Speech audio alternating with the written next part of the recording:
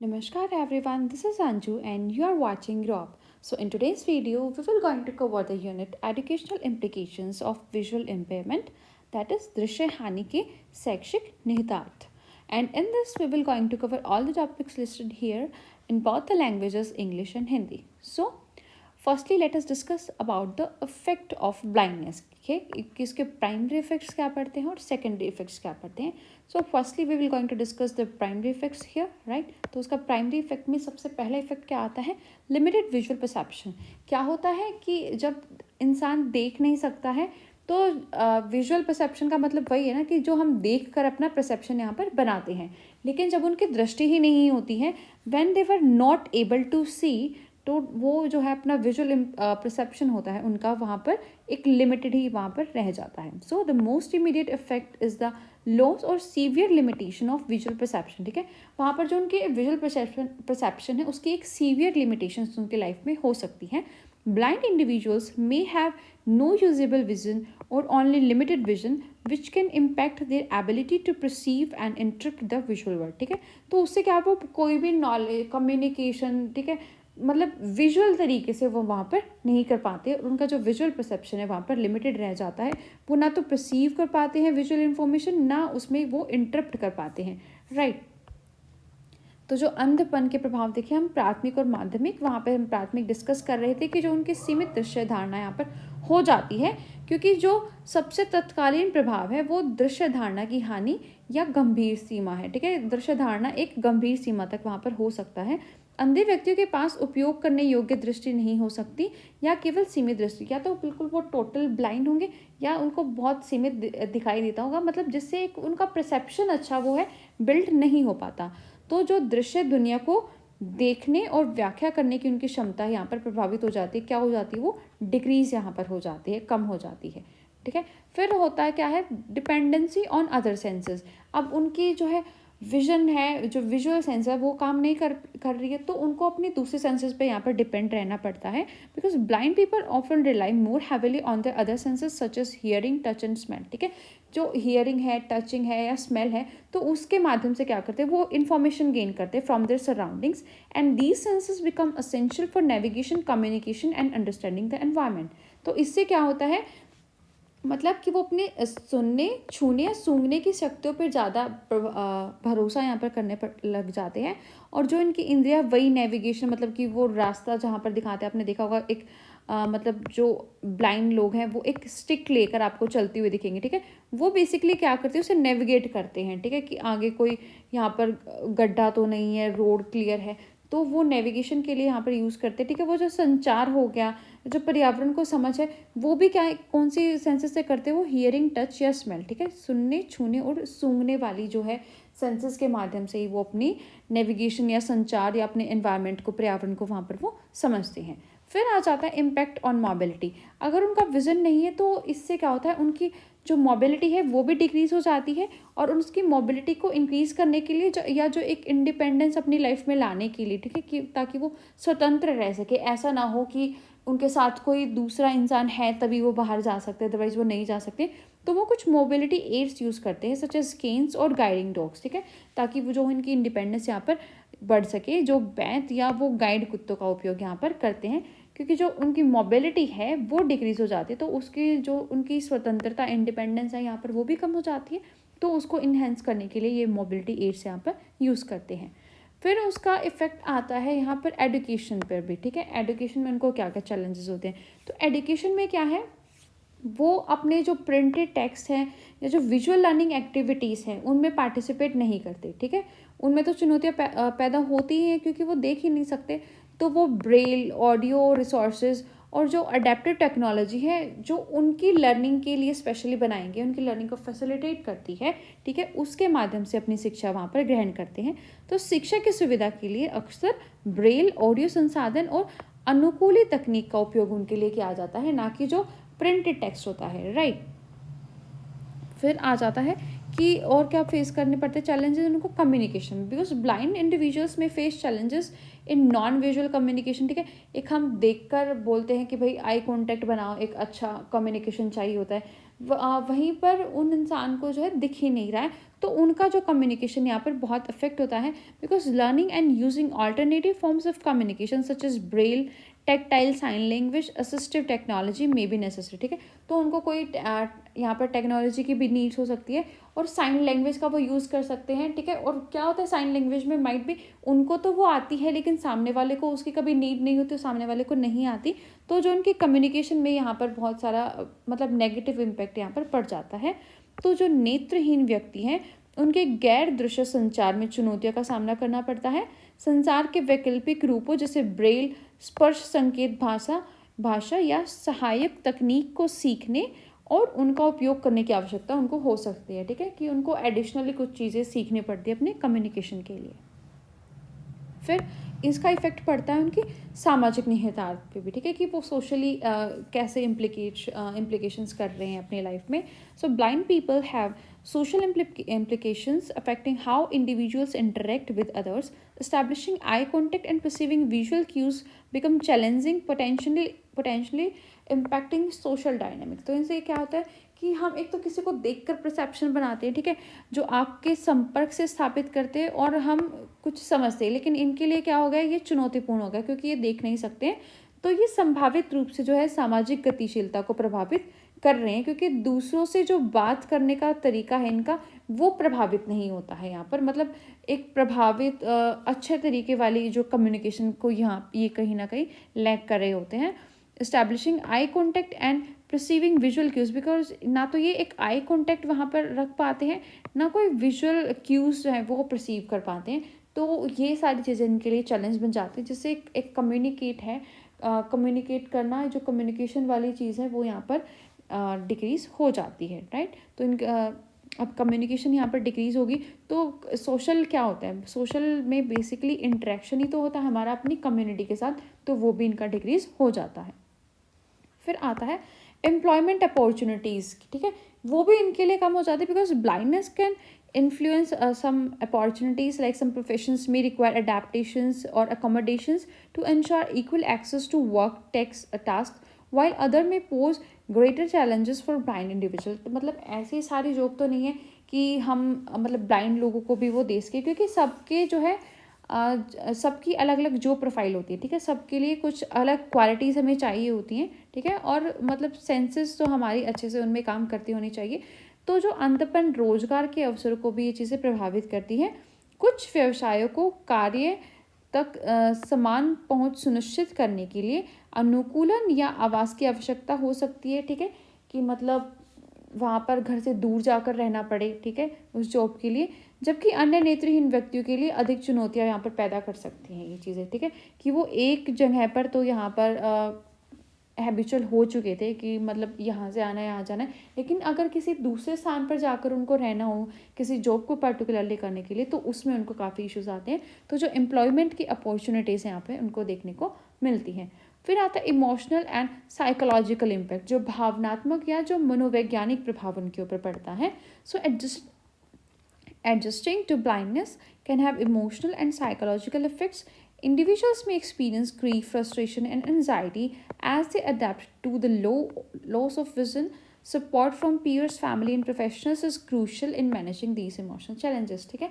तो क्या होता है, अंधेपन के साथ साथ जो है उनमें कुछ इमोशनल जो भावनात्मक या मनोवैज्ञानिक प्रभाव भी उनमें पड़ सकते हैं, बिकॉज दृष्टि की हानि के प्रति, ठीक है, उनको क्या होता है, ऐसा दुख रहता है कि भाई मैं चीज़ों को देख नहीं सकता, ठीक है। जब हमारे अंदर कोई कांस्टेंट गिल्ट होता है तो हमें फ्रस्ट्रेशन वहाँ पर हो जाती है, एंजाइटी हो जाती है, ठीक है, तो हताशा और चिंता कहाँ पर अनुभव कर सकते हैं। तो इन चीज़ों को ओवरकम करने के लिए क्या है कि एक सोसाइटी में इसके प्रति अवेयरनेस हो, ठीक है, कि ये चीज़ें नॉर्मल है, हम सपोर्ट करें उसको, पीयर्स से जो अपने साथी हैं, फैमिली है, प्रोफेशनल्स हैं, उनसे उनको सपोर्ट अगर मिलेगा तो वहाँ पर को वो इस इमोशनल या साइकोलॉजिकल चैलेंज को उनको हम कम कर सकते हैं, राइट। फिर है नीड फॉर एक्सेसिबिलिटी, ठीक है, पहुंच की आवश्यकता। Blind individuals often require accessible environments and technologies to fully participate in various activities, ठीक है, मतलब ऐसे नहीं है कि वो नॉर्मल ह्यूमन बीइंग की तरह सभी एक्टिविटीज़ में पार्टिसिपेट कर सके, उनको उनकी कुछ रिक्वायरमेंट्स होती हैं। They include accessible websites, public spaces, transportation and digital content, ठीक है, कि डिजिटल कंटेंट की मतलब रिटर्न में ना हो कि वो ऑडियो में उसको सुन सके, ठीक है, वो वहाँ से नॉलेज गैदर कर सके, पब्लिक स्पेसेस है वहाँ पर उनको, जो ट्रांसपोर्टेशन है वहाँ पर उनको जो है थोड़ी एसेसिबल एनवायरनमेंट उनको चाहिए होता है अपनी डेली नीड्स को पूरा करने के लिए, उनको जो असेसिबिलिटी है वहाँ तक पहुँचने के लिए, ठीक है। सो नेत्रहीन व्यक्तियों को विभिन्न गतिविधियों में पूरी तरह से भाग लेने के लिए अक्सर सुलभ वातावरण और प्रौद्योगिकी की आवश्यकता होती है। इसमें सुलभ वेबसाइटें, सार्वजनिक स्थान और परिवहन और डिजिटल सामग्री शामिल है, ठीक है, ताकि वो उनके लिए ईजी हो जाए उन तक उनकी पहुँच। हमारा आ जाता है increased sensory awareness, that is बढ़ी हुई संवेदी जागरूकता। बिकॉज क्या होता है कि अब जब उनका विज़न यहाँ पर काम नहीं कर रहा है तो उससे क्या होगा कि उन्हें रिलाई रहना पड़ेगा नॉन विजुअल सेंसेस पे अपनी, ठीक है, जैसे टच करना, स्मेल करना, इन चीज़ों पर उनको ज़्यादा निर्भर रहना पड़ेगा। So this will increase awareness, contribute to a unique perspective on the world. So इससे क्या है, उनका पर्सपेक्टिव भी यहाँ पर चेंज रहेगा, क्योंकि उनके पास जो विजुअल पर्सपेक्टिव है वो तो कम्प्लीटली एब्सेंट है यहाँ पर, और जो दूसरी सेंसेस है उनको वो यहाँ पर ज़्यादा स्किल्ड बना लेते हैं अपने अंदर, ठीक है। तो उनका जो पर्सपेक्टिव है वर्ल्ड के लिए वो भी यहाँ पर चेंज हो जाता है, और जो उनकी सेंसरी अवेयरनेस है यहाँ पर इंक्रीज हो जाती है। दैट इज़ कि जो संवेदनी जागरूकता है वो बढ़ जाती है इनकी। क्यों? क्योंकि जो इनमें गैर दृश्य इंद्रिय है उन पर ये ज़्यादा भरोसा करते हैं, क्योंकि दृश्य वाली इंद्रिय इनकी अच्छे से काम नहीं कर रही है। तो ये जब डिफरेंट सेंसेस का यूज़ करते हैं तो जो बढ़ी हुई जागरूकता है दुनिया पर एक अद्वितीय दृष्टिकोण में योगदान कर सकती है, कि एक यूनिक पर्सपेक्टिव जो है हमारे वर्ल्ड का, हमारे संसार का बन सकता है। सेकेंडरी इफेक्ट्स ऑफ ब्लाइंडनेस, ठीक है। अब इसके सेकेंडरी इफेक्ट्स क्या होते हैं, तो उसमें सबसे पहले आ जाता है एडुकेशन बैरियर्स, ठीक है, कि एडुकेशन के बैरियर्स हो जाते हैं। हम ऐसे नहीं है कि भाई किसी ब्लाइंड स्टूडेंट को भी हम नॉर्मल स्कूल में डाल सकते हैं, ठीक है, या वो जो नॉर्मल चीप रेट पे जो एजुकेशन फैसिलिटीज़ मिलती है वो उनको नहीं ले पाते हैं, ठीक है। जो विजुअल लर्निंग का मटेरियल स्पेशली उनको नहीं चाहिए होता है, उससे वो नहीं पढ़ सकते हैं। Therefore they need specialised resources, ठीक है, उनको स्पेशलाइज्ड रिसोर्सेज चाहिए होती है, जैसे ब्रेल मटेरियल्स हो गया, ऑडियो बुक्स होगी, या अडेप्टिव कोई टेक्नोलॉजी है जिसके माध्यम से जो है वो पढ़ सकते हैं। सो दीज बैरियर्स में affect academic performance and education attainment, ठीक है। तो इससे जो है उनकी यहाँ पर एजुकेशन यहाँ पर प्रभावित होती है। कि जो अंधेपन के द्वितीय प्रभाव हमने यहाँ पर देखने स्टार्ट किए थे। सबसे पहला था शैक्षिक बाधाएं। ये बहुत सारी चुनौतियों का कारण बन सकता है। क्यों? क्योंकि जो दृश्य शिक्षण सामग्री है हमारी, वो तो इनके कोई काम की होती नहीं है, ठीक है, जो एक वाइड लेवल पे अवेलेबल होती है। तो और जो इनके लिए विशेष संसाधन होते हैं, लाइक ब्रेल सामग्री, ऑडियो बुक के अनुकूल प्रौद्योगिकी, ठीक है, उनकी इनको ज़्यादा आवश्यकता होती है, और वो एक इतने ब्रॉड तरीके से अभी फैली नहीं हुई है, ठीक है। तो ये बाधाएं शैक्षणिक प्रदर्शन और शैक्षणिक उपलब्धि में यहाँ पर उनको प्रभावित कर सकती हैं। Then will come to social isolation, ठीक है, सामाजिक एकांत हो जाता है, ठीक है, उनको एक सोशल आइसोलेशन वाली फीलिंग यहाँ पर आ जाती है, ठीक है। क्योंकि जब भी वो पार्टिसिपेट करना चाहते हैं, जैसे विजुअल सेंट्रिक कोई भी सोशल एक्टिविटी है उसमें वो पार्टिसिपेट करना चाहते हैं, लेकिन स्टिल वहाँ पर वो पार्टिसिपेट नहीं कर पाते। जो दृश्य केंद्रित सामाजिक गतिविधियाँ उनमें वो भाग नहीं ले पाते। Why? Because lack of eye contact and challenges in interpreting non verbal cues can impact social interactions and relationship, ठीक है, कि उनका जो एक कम्युनिकेशन है उसमें काफ़ी चैलेंज आता है, ठीक है। अब जो ब्लाइंड व्यक्ति है वो तो अपनी साइन लैंग्वेज से ट्राई करेगा कि दूसरे को समझा दे, लेकिन अब अगले वाले जो इंसान जिसको समझा रहा है उसका तो हम गारंटी नहीं ले सकते ना कि उसको साइन लैंग्वेज वहाँ पर आती है। तो कम्युनिकेशन का यहाँ पर गैप हो जाता है, ठीक है। आंखों का संपर्क है, आई कॉन्टैक्ट वहाँ पर नहीं होता है, इसके कमी। और जो गैर मौखिक संकेत है उनकी व्याख्या करने में यहाँ पर चुनौतियाँ होती है, जिससे सामाजिक बातचीत और रिश्तों पर यहाँ पर प्रभाव पड़ जाता है, और एक सोशल आइसोलेशन वाली फीलिंग उसको आ जाती है। Then will come to limited employment opportunities, ठीक है। देखो, अब एम्प्लॉयमेंट अपॉर्चुनिटीज़ की बात करें तो आजकल तो नॉर्मल ह्यूमन बीइंग के लिए, अगर वो अच्छे से एडुकेटेड है तभी इतनी कम है, तो अगर हम ब्लाइंड की बात करते हैं तो वो और डिक्रीज हो जाती है, राइट। ब्लाइंडनेस में contribute to limitations in employment opportunities, क्योंकि जो उनकी अंधपन है वो भी उनके रोजगार में बहुत सारी यहाँ पर चैलेंजेस खड़े कर देता है। सम प्रोफेशंस में हैव फिजिकल और विजुअल रिक्वायरमेंट्स, ठीक है।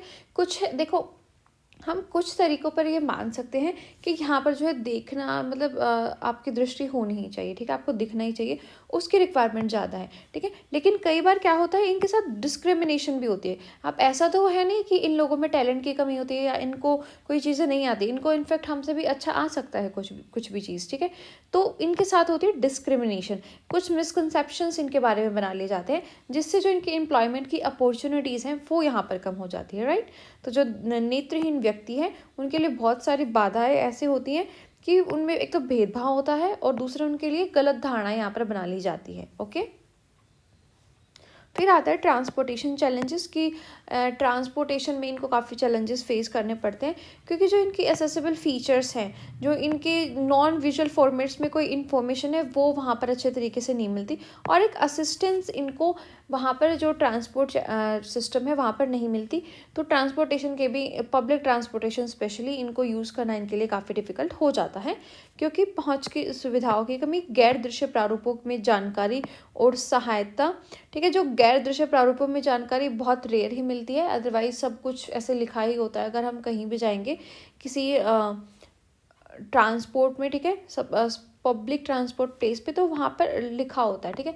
अब हाँ, बात ये है कि अब जो है वो वर्बली रिपीट करने लगे, लेकिन फोकस उनका वही है कि जो रिटर्न यहाँ पर लिखा हुआ है, ठीक है, उसको देखो, अपना इन्फॉर्मेशन लो और यू कैन गो, राइट। तो सहायता, जो गैर दृश्य प्रारूपों की जानकारी है वो अभी कम दी जाती है, ठीक है। तो इनको सहायता की आवश्यकता होती है, और ये स्वतंत्र गतिशील रूप से एक प्रभावी, मतलब ये बिल्कुल इंडिपेंडेंटली ऐसे नहीं हो सकता है कि ये कहीं भी चले जाएं, इतना डेवलप हमारी कंट्री हो गई है, ठीक है, या इतनी एसेसिबल इनके लिए टेक्निक्स हो गई है।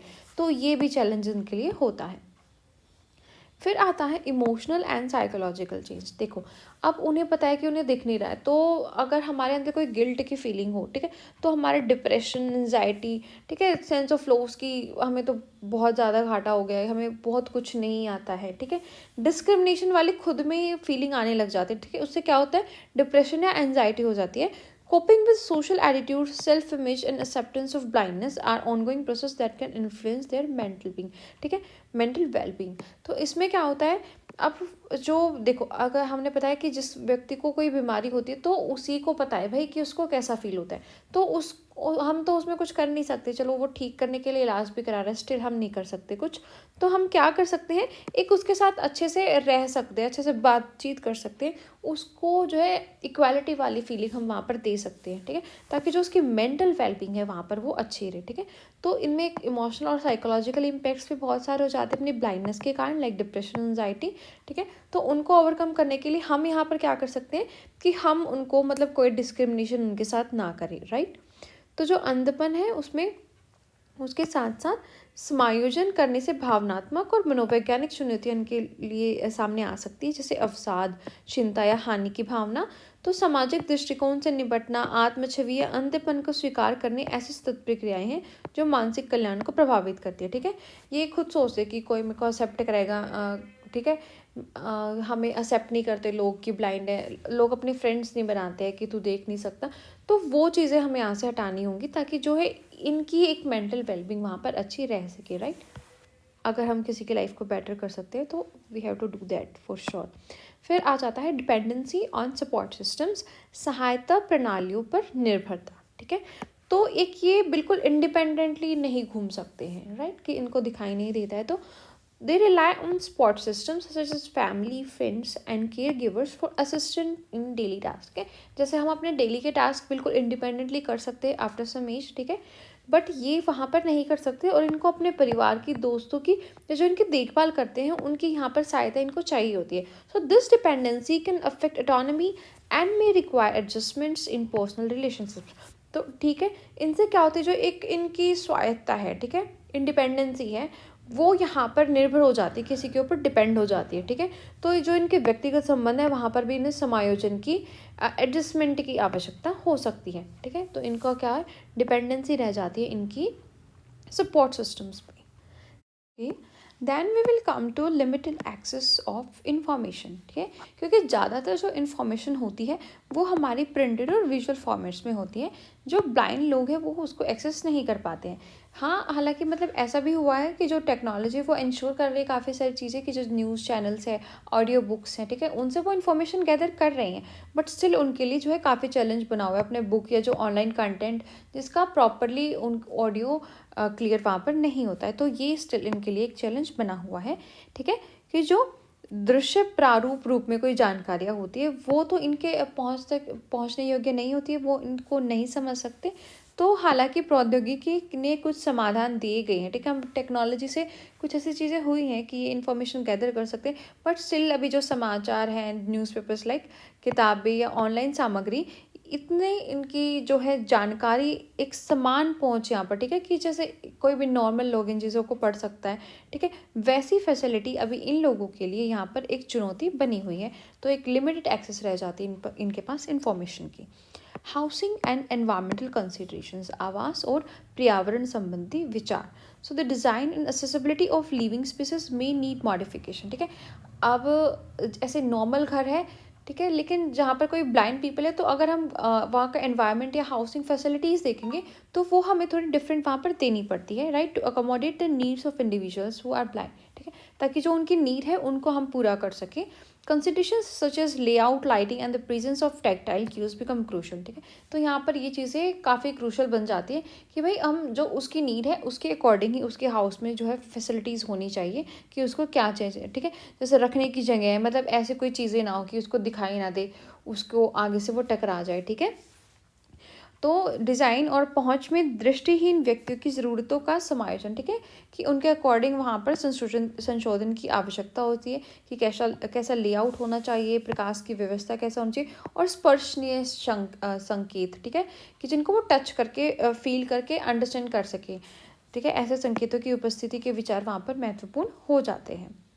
Then we will come to health and safety concerns, स्वास्थ्य एवं सुरक्षा संबंधी चिंताएं, because blind individuals may face increased health and safety concerns, navigating unfamiliar environments, identifying potential hazards, and maintaining personal safety can be more challenging without visual cues, ठीक है, कि अगर visual cues नहीं है तो जो इनकी सेफ्टी है वो यहाँ पर ज़्यादा क्रूशल हो सकती है, ठीक है, इनके जो सेफ्टी या हेल्थ के कंसर्न है वो यहाँ पर ज़्यादा हो जाते हैं, ठीक है, इनको ज़्यादा चिंताओं का सामना करना पड़ता है, क्योंकि अपरिचित वातावरण में नेविगेट करना, ठीक है, कि कहीं ऐसे जगह जा रहे हैं जहाँ पे ये पहले नहीं गए हुए, तो वहाँ पर इनको नेविगेट करना काफ़ी इनके लिए डिफ़िकल्ट हो जाता है, ठीक है, क्योंकि जो विजुअल क्यूज़ हैं, जो दृश्य संकेत हैं, उनको ये नहीं देख पाते हैं, तो जो संभावित खतरे हैं वो भी इनके लिए बढ़ जाते हैं, जो व्यक्तिगत सुरक्षा बनाए रखना वो भी एक चुनौतीपूर्ण इनके लिए हो जाता है। Then advocacy and accessibility efforts, वकालत और पहुंच प्रयास। एडवोकेसी एंड असेसिबिलिटी एफर्ट्स मतलब कि इनके लिए जो असेसिबल टेक्निक्स दी गई हैं इंक्लूसिविटी के लिए, वो यहाँ पर असेसिबल नहीं है, उन तक इनकी पहुँच ही नहीं है, तो उसका कोई फ़ायदा नहीं होगा। So they may engage in efforts to raise awareness, promote equal opportunities and advocate for changes in policies and infrastructure to benefit the blind community, ठीक है, तो यहाँ पर ये कुछ एडवोकेसी कर सकते हैं, मतलब उनका साथ दे सकते हैं, उनकी ऐसी चीज़ों को के बारे में अवेयरनेस यहाँ पर ये खड़ा करना चाहते हैं जो ये चीज़ें फेस कर रहे हैं, इक्वल अपॉर्चुनिटी की डिमांड करते हैं, और जो कुछ पॉलिसीज़ में चेंजेस हैं, इंफ्रास्ट्रक्चर में जो चेंजेस हैं उनको ही प्रमोट करते हैं, ताकि जो एक ब्लाइंड कम्युनिटी है उसको यहाँ पर बेनिफिट हो सके, ठीक है। तो यहाँ पर ये वकालत भी करने लग जाते हैं, वकालत इन द सेंस अपने हक के लिए, ठीक है, जो इनका राइट है, कि ये एक समान अवसर को वहाँ पर कैसे बढ़ावा दे, जागरूकता कैसे बढ़ाएं, ताकि जो दृष्टिहीन समुदाय है उसके लिए भी इक्वल अपॉर्चुनिटी हो, और उनकी जो नीतियाँ हैं वो उनके मतलब उनके फेवर में हो, right. This we have done. So understanding and addressing these secondary effects are essential for creating an inclusive and supportive environment for individuals who are blind, ठीक है, तो हमें क्या ये जो सेकेंडरी इफेक्ट्स हैं इन पर ध्यान देना होगा, तभी हम उनको एक अच्छी प्रॉपर एजुकेशन दे पाएंगे, एक सपोर्टिव एनवायरनमेंट वहाँ पर उनको दे पाएंगे। So accessible education, employment opportunities, social inclusion and ongoing advancement in technology contribute to minimise these secondary effects, ठीक है। तो जब हम क्या कर रहे हैं, अब हमारी टेक्नोलॉजी जब इम्प्रूव हो रही है, सोशल इंक्लूजन हो रहा है, एम्प्लॉयमेंट अपॉर्चुनिटीज़ बढ़ रही है, तो हम यहाँ पर ट्राई कर रहे हैं कि इक्वालिटी यहाँ पर हम ला सकें, ठीक है, ताकि सभी लोगों के साथ एक इक्वालिटी वाला यहाँ पर बिहेवियर हो सके। सो दृष्टिहीन व्यक्तियों के लिए समावेशी और सहायक वातावरण बनाने के लिए जो ये माध्यमिक हमने प्रभाव देखे अभी सब, ठीक है, उनको समझना और संबोधित करना आवश्यक है। जैसे सुलभ शिक्षा, रोजगार के अवसर, सामाजिक समावेशन, प्रौद्योगिकी की चल रही प्रकृति, तो इन माध्यमों को वो कम करेगी, ठीक है, ओवरकम करने का यहाँ पर ट्राई करेगी कि जो ब्लाइंड पीपल है उनको भी नॉर्मल लोगों की तरह यहाँ पर इक्वल अपॉर्चुनिटीज़ मिल सके। फिर हमारा सेकंड टॉपिक आ जाता है सिलेक्टिव एजुकेशन प्लेसमेंट। देखो सिलेक्टिव का मतलब कि हम चयन कर सकते हैं, उसको चुन सकते हैं कि हमारी अपनी नीड्स है, हमारे अपने इंटरेस्ट हैं, ठीक है। हम कोई भी सब्जेक्ट चूज़ कर सकते हैं, लाइक आफ्टर 10th हमने चूज़ किया कि हम मेडिकल लेंगे, नॉन मेडिकल लेंगे, और we can go with commerce as well, right. तो वो क्या हुआ, वो हमारे इंटरेस्ट है, हमारा पैशन है कि हमें कौन सा सब्जेक्ट अच्छा लगता है। तो जो ब्लाइंड पीपल है उनके लिए भी हमें ये नहीं करना है कि बस एक एजुकेशन हो, उनको यहाँ पर सिलेक्टिव एजुकेशन प्लेसमेंट की भी उनके पास सुविधा यहाँ पर होनी चाहिए, because each child along with the family possesses distinct needs and preferences, ठीक है। सबकी अलग अलग ज़रूरतें होती है, अलग अलग सबकी प्रेफरेंसेस होती हैं when it comes to accommodate an educational program, ठीक है। अगर हम एजुकेशन प्रोग्राम में देखें तो भी सबकी अलग अलग नीड्स होती है। ऐसा तो नहीं है कि एक फैमिली में 4 बच्चे तो चारों ही एडवोकेट बन रहे हैं, चारों इंजीनियर बन रहे हैं, सबकी अलग अलग प्रेफरेंसेस वहाँ पर होंगी। So what proves effective for one child may not necessarily work as well for another, ठीक है। ऐसा नहीं है कि एक के लिए कोई चीज़ यहाँ पर सही काम कर रही है तो वो दूसरे बच्चे के लिए भी सही काम करेगी, राइट। तो वो उसके लिए कम भी वहाँ पर काम कर सकती है, बिकॉज सबकी अपनी अपनी नीड्स होती हैं। So striking the right balance is key. हमने इसे क्या देखा कि जो एक राइट बैलेंस है वो हमें बनाना पड़ेगा, involving a blend of interactions with sight and peers to nurture community social skills and time spent with visually impaired peers to prevent feeling of isolation, ठीक है।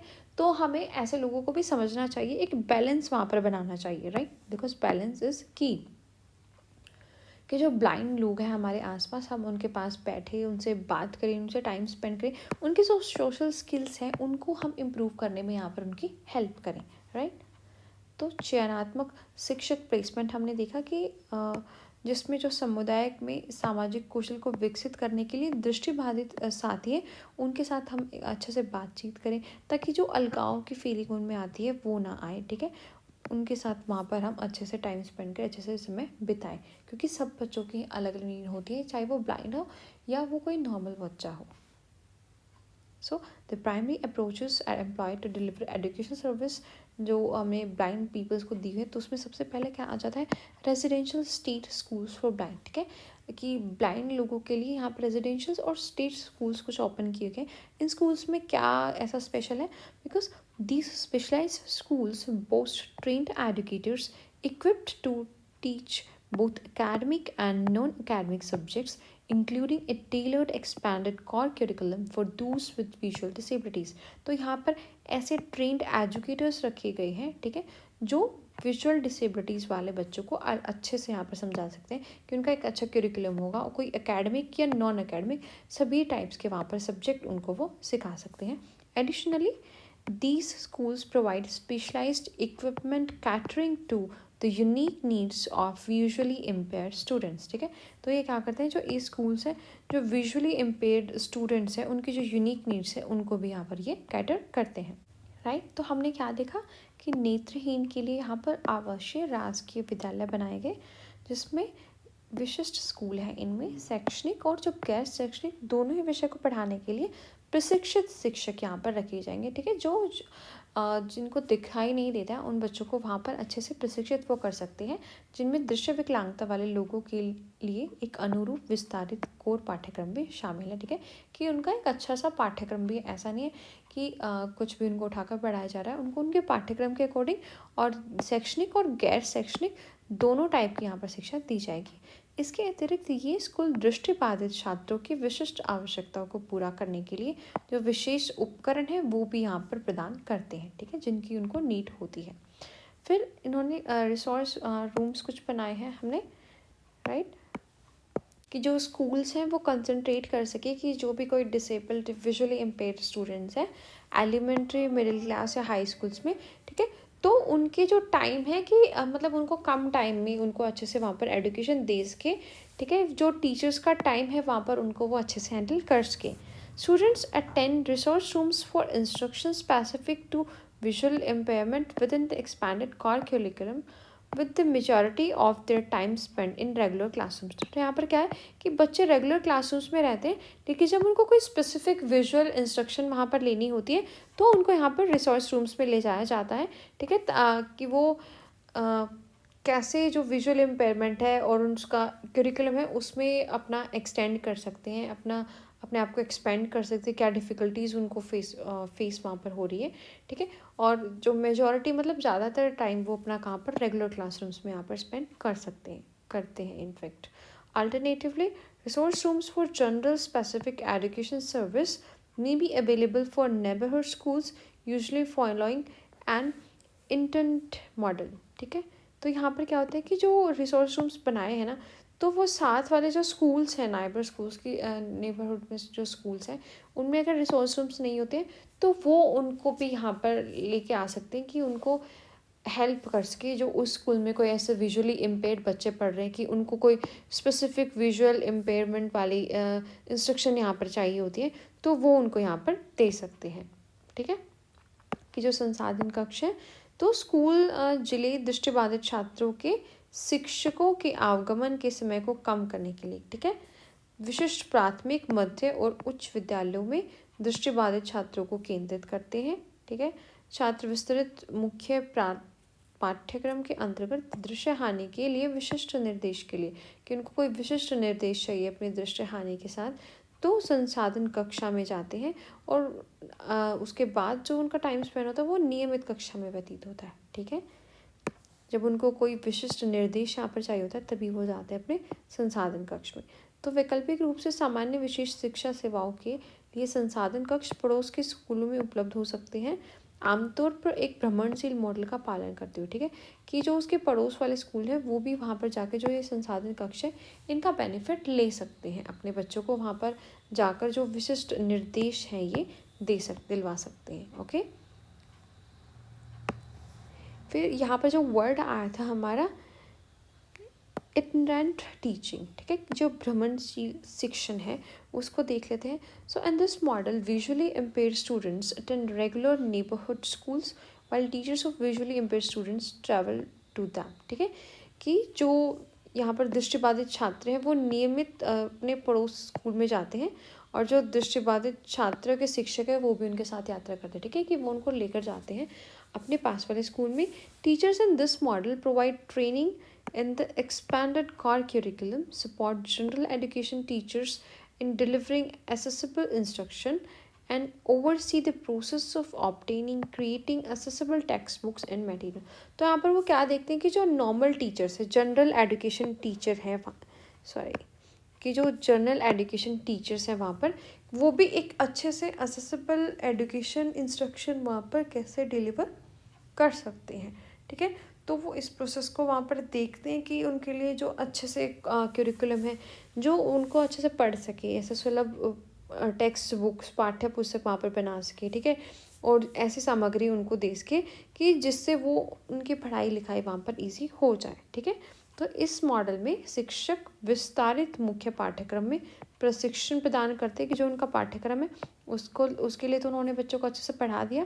तो सामान्य शिक्षकों को सुलभ, जो सामान्य शिक्षक, ठीक है, जो स्पेशल स्टूडेंट्स के लिए स्पेशल एडुकेटर्स होते हैं, बट जो नॉर्मल स्कूल्स में नॉर्मल टीचर्स होते हैं, ठीक है, नॉर्मल बच्चों के लिए, तो उनको भी ऐसे शिक्षा देती है कि वो कैसे सुलभ निर्देश जो है इन छात्रों को यहाँ पर दे सकते हैं, और कैसे सुलभ पाठ्य पुस्तक, ठीक है, कि अच्छे से वो पाठ्य पुस्तक यहाँ पर बना सकते हैं और अच्छा मटेरियल यहाँ पर उनको प्रोवाइड कर सकते हैं, ठीक है, ताकि जो एक प्रक्रिया है बच्चों की देखने की, उनके पढ़ने की, उसकी वो अच्छे तरीके से यहाँ पर देख रेख कर सके।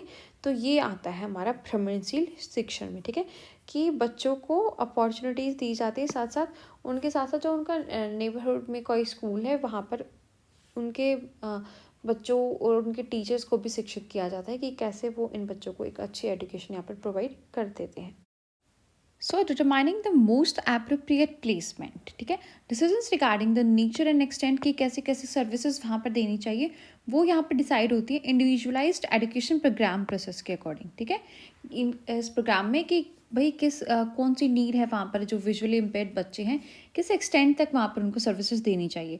सो IEP meetings serve as forums for discussing and suggesting. वो डिस्कस करते हैं, सजेस्ट करते हैं कि प्लेसमेंट की ऑप्शंस क्या होनी चाहिए पर बच्चों के लिए, ठीक है, ताकि जो बैलेंस है वो बना के वहाँ पर रख सके अपॉर्चुनिटीज़ में. जो नॉर्मल बच्चे हैं और जो विजुअली इम्पेयर्ड बच्चे हैं उनके बीच में एक वहाँ पर इक्वालिटी वहाँ पर वो प्रोवाइड कर सके, ताकि सबको इक्वल अपॉर्चुनिटी वो दे सके. So it's not uncommon for students to transit between programs types as a progress, ठीक है.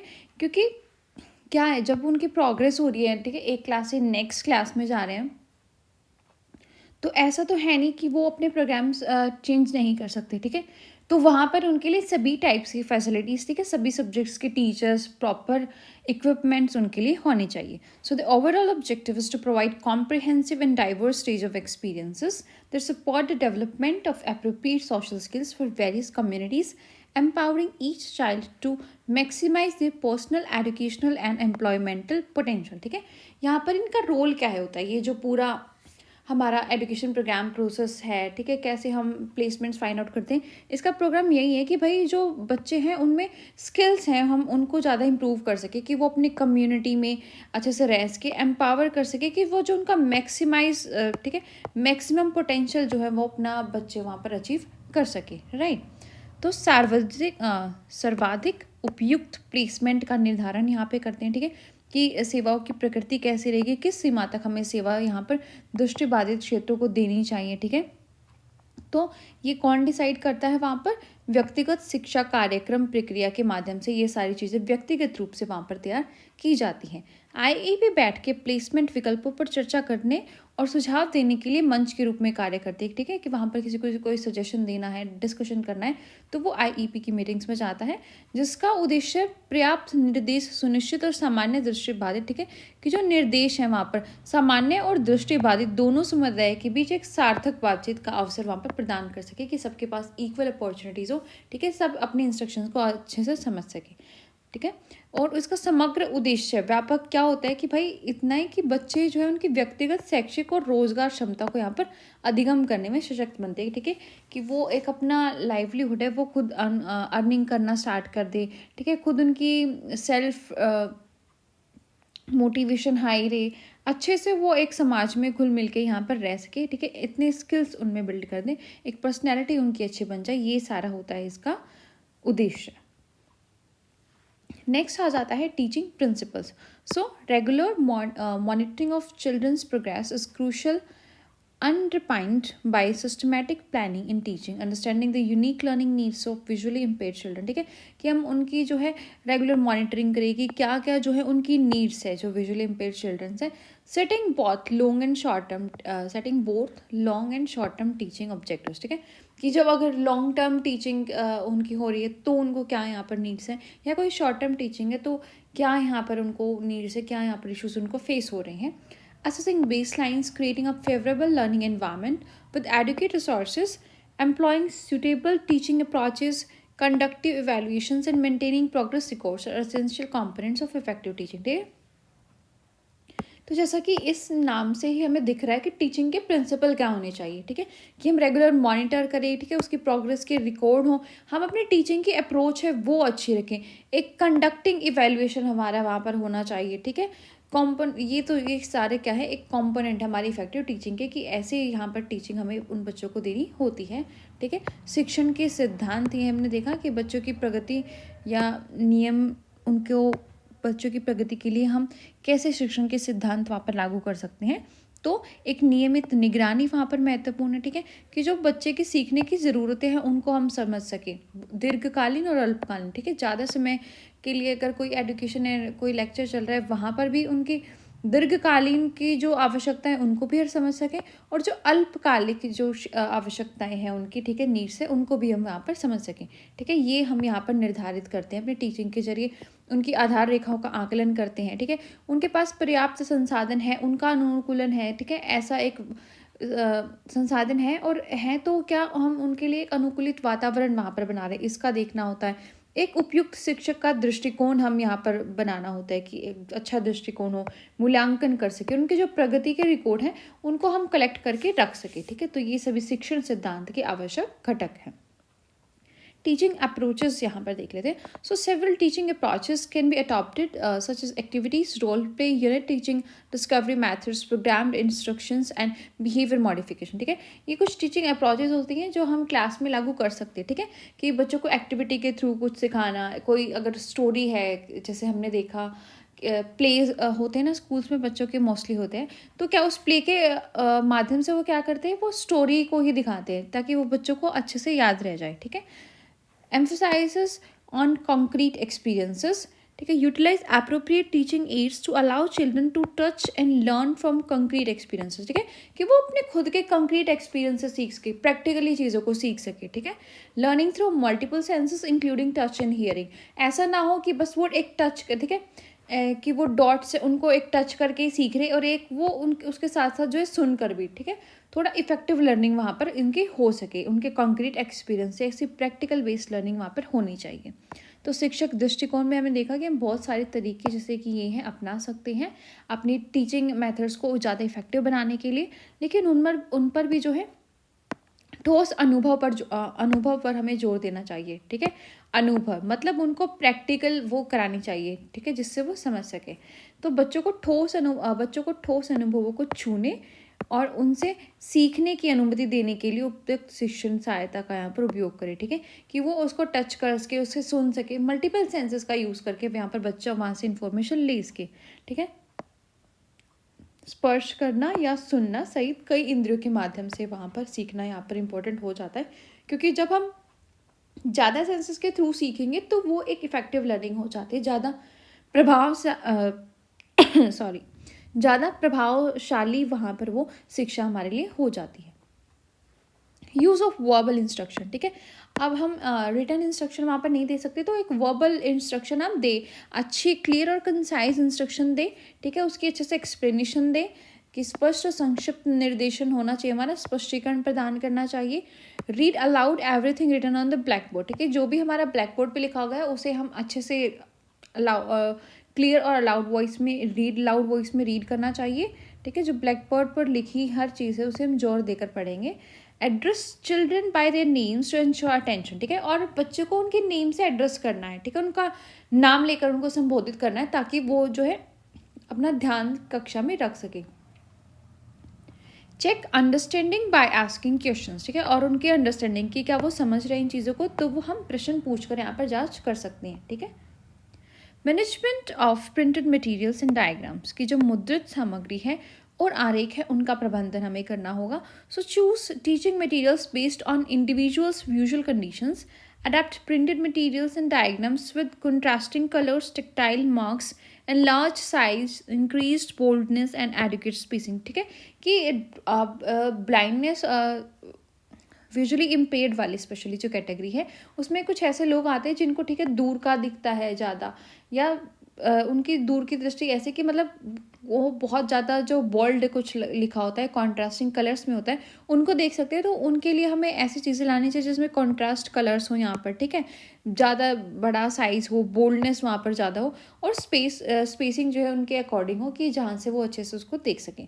सो when creating tactile diagrams consider size, simplicity, emphasise on key areas and avoiding information overload, और key information वहाँ पर overload ना हो। ठीक है, कि एक ही हमने ऐसा उसको कलरफुल डायग्राम दिखा दिया, हम सोचते कि उसी के थ्रू उसको सारी इन्फॉर्मेशन दे देंगे, तो वो वहाँ पर पॉसिबल नहीं है।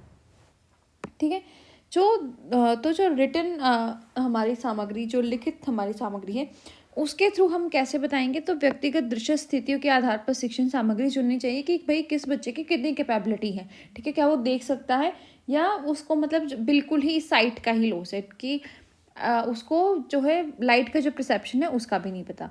तो मुद्रित सामग्रियों और आरेखों की विपरीत रंगों, अगर उनको थोड़ा बहुत दिख रहा है, ठीक है, तो विपरीत रंग, जो स्पर्श चिन्ह है, बढ़े हुए आकार या बढ़ी हुई बोल्डनेस और पर्याप्त रिक्ति के साथ हमें उनको अपनाना चाहिए। साथ ही साथ जो स्पर्शीय आरेख जब हम बनाते हैं तो उनका आकार, उनकी सरलता और जो प्रमुख क्षेत्र है वहाँ पर हमें जोर देना होता है, ठीक है, कि किन चीज़ों पर हमें फोकस करना है। सूचना अधिभार से बचने पर विचार कर सकते हैं कि सूचना का अधिभार नहीं होना चाहिए, मतलब यहाँ पर बहुत ज़्यादा हमें नहीं लिखना है कि सब कुछ इंपॉर्टेंट था तो सब कुछ हमने उस एक ही डायग्राम में लिख दिया, नो, ठीक है, हमें बहुत इंपॉर्टेंट चीज़ें बहुत शॉर्ट फॉर्म में वहाँ पर लिखनी होती है, राइट। क्लासरूम की ऑर्गेनाइजेशन और मैनेजमेंट हम यहाँ पर कैसे कर सकते हैं। So optimise classroom organisation to facilitate learning. हमें एक क्लासरूम की जो ऑर्गेनाइजेशन है वो अच्छी रखनी होगी, तभी हमारी जो लर्निंग टीचिंग लर्निंग प्रोसेस है वो अच्छे से वहाँ पर फैसिलिट हो सकती है।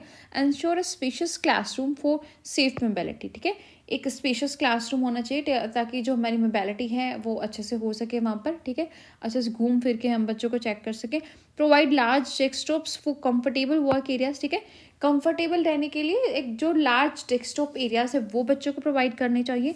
Use natural light and avoid direct sunlight for better illumination, ठीक है, हमें नेचुरल लाइट यूज़ करनी चाहिए लेकिन जो डायरेक्ट सनलाइट है उसको हमें अवॉइड करना चाहिए। Install venetian blinds to control sunlight, ठीक है, वेंटियन ब्लाइंड्स हमें यहाँ पर जो सनलाइट को कंट्रोल करने के लिए यूज़ करना चाहिए। Display learning materials schedules and education posters in print and Braille on notice board, ठीक है, कि प्रिंट के साथ साथ जो posters in print and Braille में भी हमें जो नोटिस बोर्ड्स पर जो सारी कुछ भी डिस्प्ले जो लर्निंग मटेरियल हमें करना है तो वो इन दोनों ही चीज़ों में होना चाहिए, ठीक है, कि उसको हम पोस्टर की तरह प्रिंट करके भी लगाएंगे, साथ साथ उसको ब्रेल में भी लगाएंगे। So label materials or equipment in large print and braille for easy access, ठीक है, तो जो लेबल मटेरियल्स या इक्विपमेंट्स हैं अगर उनको हम थोड़ा लार्ज प्रिंट में उनके ऊपर लिखेंगे, ठीक, कि किसी बच्चे को बहुत कम दिखता है उसको वो अच्छे से दिख जाए, या जब बिल्कुल नहीं दिखता तो वो ब्रेल से वहाँ पर उसको पढ़ सकता है, तो ऐसा वहाँ पर जो मटेरियल्स है या इक्विपमेंट्स हैं उनके ऊपर लिखा हुआ होना चाहिए, राइट। तो कक्षा संगठन और प्रबंधन के बारे में हमने देखा कि जो सीखने की सुविधा के लिए तो बहुत इम्पॉर्टेंट है कि कक्षा का संगठन कैसा है। तो सुरक्षित गतिशीलता के लिए विशाल कक्षा को सुनिश्चित करें कि हम वहाँ पर अच्छे से घूम फिर सकें, बिल्कुल ऐसा एक छोटा सा क्लासरूम ना हो जहाँ पर बच्चे ही बहुत मुश्किल से बैठे हों। आरामदायक कार्य क्षेत्रों के लिए बड़े डेस्कटॉप हमें उनको प्रदान करने चाहिए। साथ ही साथ बेहतर रोशनी के लिए जो प्राकृतिक रोशनी है उसका उपयोग करना है, बट जो सीधी धूप है उसे हमें यूज़ नहीं करना है वहाँ पर, ठीक है। सूर्य के प्रकाश को नियंत्रित करने के लिए वेरिएशन ब्लाइंड्स स्थापित करने चाहिए हमें क्लासरूम्स में। नोटिस बोर्ड पर जो शिक्षण सामग्री या स्केड्यूल है तो उनको हमें शैक्षिक पोस्टर प्रिंट और ब्रेल दोनों में ही वहाँ पर प्रदर्शित करना चाहिए। साथ ही साथ आसान पहुँच के लिए सामग्री और उपकरण को जहाँ पर हमें बड़े प्रिंट या ब्रेल में लेबल करना चाहिए ताकि बच्चे उनको पता लगा सके भाई कि कौन सा उपकरण यहाँ पर कौन सा उपकरण या सामग्री किस चीज़ से रिलेटेड है, ओके। साथ ही साथ जो है उनकी सेफ्टी प्रिकॉशंस का जो हम आउटडोर एक्टिविटीज़ अगर कोई करा रहे हैं तो हमें उनका थोड़ा ज़्यादा ध्यान देना पड़ेगा कि जो आउटडोर एक्टिविटीज़ है पहले तो हम ऐसी जगह ही कराएं जहाँ पर स्पेस अच्छा हो, ठीक है, ऐसे एरियाज़ को हमें अवॉइड करना है जहाँ पर कोई भी डेंजर हो, कोई भी ऐसे ऑब्जेक्ट्स है जो यूज़ नहीं हुए पहले से, ठीक है, या गंदे हैं तो उनको पहले क्लीन करवा लें। Implement safety measures for children with specific visual conditions, ठीक है, और मतलब बच्चों का अगर कोई स्पेसिफिक विजुअल कंडीशन है अलग से तो उनके लिए भी हमें सेफ्टी मेजर्स वहाँ पर इम्प्लीमेंट करनी है।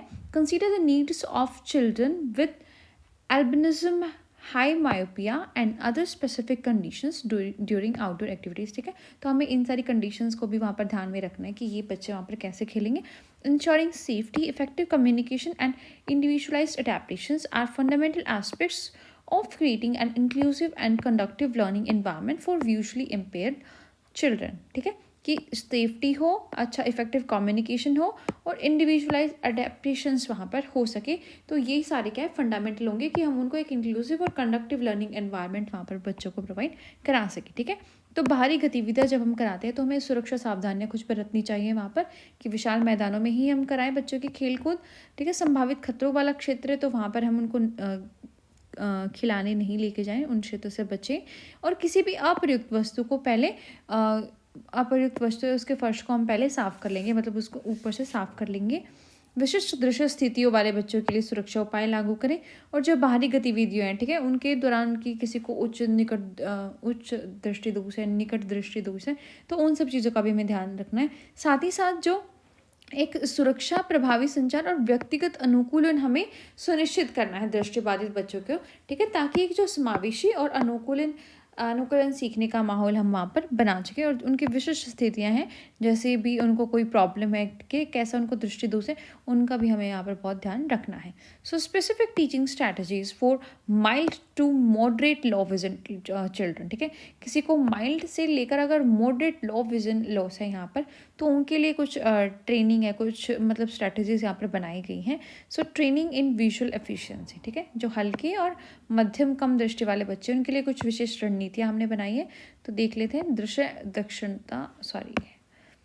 दृश्य दक्षता में प्रशिक्षण। So provide training in visual efficiency for children with residual vision, ठीक है, कि उनमें जो भी अभी विजन बचा है उसके थ्रू उनको ट्रेनिंग यहाँ पर दी जाए, ठीक है, उनकी जो विजुअल एफिशिएंसी यहाँ पर बची है उसके उनका यूज़ किया जाए, उनको ट्रेनिंग दी जाए, ठीक है। अवशिष्ट दृष्टि वाले बच्चों के लिए दृश्य दक्षता में प्रशिक्षण प्रदान करें। Include activities like figure ground discrimination, shape consistency, letter and word perception, visual memory, eye-hand coordination and proper use of visual aids and lighting, ठीक है। तो उनको हम ऐसे जैसे आकृति जमीन भेदभाव करना, ठीक है, कि आकृति में डिस्क्रिमिनेशन करना है कि ये कौन सी शेप है, ये कौन सी शेप है, आकार की स्थिरता कैसी होगी, अक्षर या शब्द धारणा, ठीक है, उनकी दृश्य स्मृति, आँख हाथ का समन्वय, ऐसी चीज़ें। और जो दृश्य सहायता या प्रकाश का उचित उपयोग करके हमें मतलब ऐसी एक्टिविटीज़ उनसे करानी चाहिए, ठीक है, जिससे वो एक चीज़ को अच्छे इफेक्टिव तरीके से सीख सके। और जो उनकी विजुअल एफिशिएंसी है अगर बची है तो उसका भी हम यहाँ पर यूज़ कर सकें। फेवरेबल विजुअल एनवायरनमेंट, ठीक है, एक अनुकूल दृश्य वातावरण हम उनको दे सकें। सो ensure a favourable visual environment in the classroom, ठीक है, कि ना तो ज़्यादा लाइट हो बिल्कुल और ना वहाँ पर कम लाइट हो, जितनी उनको फेवरेबल है, जितनी उनको चाहिए वहाँ पर उतना ही अनुकूल दृश्य वातावरण हमें सुनिश्चित करना होगा। Pay attention to the quality of learning material, ठीक है, कि जो लर्निंग मटेरियल हम प्रोवाइड करा रहे हैं उसकी क्या क्वालिटी है। Focusing on good contrast, appropriate print size and spacing, ठीक है, कि कॉन्ट्रास्ट कलर्स वहाँ पर यूज़ हुए हैं, उनके प्रिंट का साइज़ कितना है, स्पेसिंग कितनी है वहाँ पर लेटर्स के बीच में। तो शिक्षण सामग्री की गुणवत्ता पर भी हमें यहाँ पर ध्यान देना है, ठीक है, कि अच्छे कॉन्ट्रास्ट कलर्स का यूज़ हुआ है, उनका प्रिंटिंग का आकार अच्छा है, और जो रिक्ति का स्थान है मतलब, ठीक है, जो गैप होता है वर्ड्स के बीच में लाइक दिस, ये गैप है वो अच्छे से प्रॉपर हो, मतलब ऐसे बिल्कुल कम लाइन स्पेसिंग वहाँ पर नहीं होनी चाहिए, ठीक है। Use non glossy paper and avoid an excessive number of colours on one page to prevent confusion, ठीक है, कि एक पेज पर हमें ज़्यादा मतलब ज़्यादा कलर्स नहीं रखने कि उनको कन्फ्यूजन हो जाए वहाँ पर, ठीक है। कॉन्ट्रास्ट कलर तो रख ली, लेकिन अगर हमने ज़्यादा ये डिफरेंट कलर्स लग गए तो वहाँ पर वो कन्फ्यूज हो जाएंगे, ठीक है। नॉन ग्लॉसी पेपर रखना है कि उसमें चमक नहीं होनी चाहिए उस पेपर में, ठीक है, ताकि उस पेपर की शाइन से मतलब उनको जो थोड़ा बहुत दिखता है वहाँ पर स्टिल वो देखने का ट्राई कर रहे तो उनको कोई यहाँ पर डिफ़िकल्टी ना हो। तो भ्रम से बचने के लिए गैर चमकदार कागज का हमें उपयोग करना और साथ साथ एक पृष्ठ पर अत्यधिक रंगों से हमें बचना है कि एक पेज पर हम एक ही तरह के कलर करें। फिर हमारी कुछ रीडिंग स्ट्रैटेजीज हैं कि पढ़ने की रणनीतियाँ कैसी हैं। So encourage the use of book stands to avoid prolonged bending over the table during reading, ठीक है, हमें यहाँ पर बुक स्टैंड्स का यूज़ करना है जब भी उनसे रीडिंग करा रहे हैं, ठीक है, ताकि वो झुके ना ज़्यादा देर तक। तो पढ़ने के दौरान मेज पर लंबे समय तक झुकने से बचने के लिए बुक स्टैंड का उपयोग हमें यहाँ पर करना है, ठीक है। Provide page markers in reading windows to assist children having difficulty focusing on word और लाइन्स, ठीक है। तो अगर किसी को शब्द या पंक्तियों पर ध्यान केंद्रित करने में कठिनाई हो रही है तो उन बच्चों की सहायता के लिए हमें पेज मार्कर और रीडिंग विंडो यहाँ पर प्रदान करना है, ठीक है। We have to provide them the page markers and reading windows, ठीक है। Use lamps with variable light intensity and position to offer suitable reading lightning condition, ठीक है, कि उनकी प्रॉपर लाइटिंग हो, ठीक है, प्रॉपर लाइटनिंग कंडीशन हो कि जिसमें वो पढ़ सकते, तो हमें लैंप की वहाँ पर यूज़ करना चाहिए, ठीक है, पढ़ने के लिए उपयुक्त रोशनी की स्थिति प्रदान करने के लिए जो अलग अलग प्रकाश की तीव्रता और स्थिति वाली लैंप का उपयोग करना चाहिए कि स्पेसिफिकली जिस बच्चे को जितने प्रकाश की नीड है, ठीक है, तो वहाँ पर हम उसको वो प्रोवाइड करा सकें। राइटिंग असिस्टेंट देनी चाहिए, लेखन में सहायता। Addressing writing challenges by using black felt pens और soft dark pencils on bold line paper. ठीक है, तो जो बोल्ड लाइन पेपर है उस पर काले फ्लैट पेन या जो नर्म गहरे रंग की पेंसिल का उपयोग करके लेखन की चुनौतियों का समाधान करना चाहिए, ताकि वो बिल्कुल देख सके डिफरेंट अलग से। ठीक है, कि जैसे यहीं पर वाइट पेपर पर हम ब्लैक को बिल्कुल कॉन्ट्रास्ट तरीके से देख सकते हैं, क्योंकि ये एक तो ब्लैक बिल्कुल कॉन्ट्रास्ट कलर्स हो गए, और दूसरा मैं इस पेंसिल को बोल्ड नंबर्स में यूज़ कर रही हूँ, राइट। सो ऐसे हमें उनको देना है। इंट्रोड्यूस टाइपिंग और computer use as alternative writing methods. ठीक है, उनको एक अल्टरनेटिव राइटिंग मेथड देना चाहिए कि वो अगर उनको ऐसे नहीं लिखना है तो वो कंप्यूटर पर टाइप करके भी अपना जो है राइटिंग मटेरियल लिख सकते हैं। Avoid long sessions of desk work to prevent visual fatigue. ठीक है, जो उनकी दृश्य थकान है उसको रोकने के लिए जो डेस्क कार्य हैं वो हमें उनको लंबे समय तक नहीं देने हैं यहाँ पर। ओके, नेक्स्ट आ जाता है विजन प्रिवेंशन टेक्निक्स। ठीक है, दृष्टि संरक्षण की क्या क्या तकनीकी हैं। So encourage children to alternate between close and intermediate vision to relax their eyes. ठीक है, कि हमें बच्चों को बोलना है कि जिनकी अगर निकट या मध्यवर्ती दृष्टि है, कि वो अपनी आँखों को रिलैक्स कर सके, अपनी आँखों को वहाँ पर आराम दे सके। कि जब बच्चे हैं जिनकी आँखों को आराम देने को हमें बोलना है, जिनको भी यहाँ पर निकट या मध्यवर्ती दृष्टि के बीच वैकल्पिक रूप से देखने के लिए प्रोत्साहित करना है। Emphasize the proper use of optical and technical aids for clear vision during demonstrations and writing, considering the children's inability to see from a distance. ठीक है, तो हमें यहाँ पर ध्यान में रखते हैं कि बच्चे को कितने डिस्टेंस से यहाँ पर दिखता है।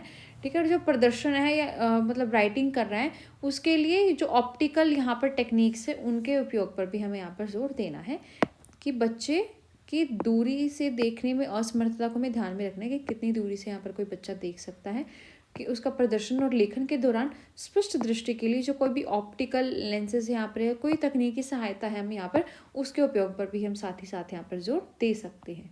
Okay, so implementing these strategies can enhance the learning experience for mild to moderate low vision children, addressing their specific visual needs and promoting a more inclusive and supportive education environment.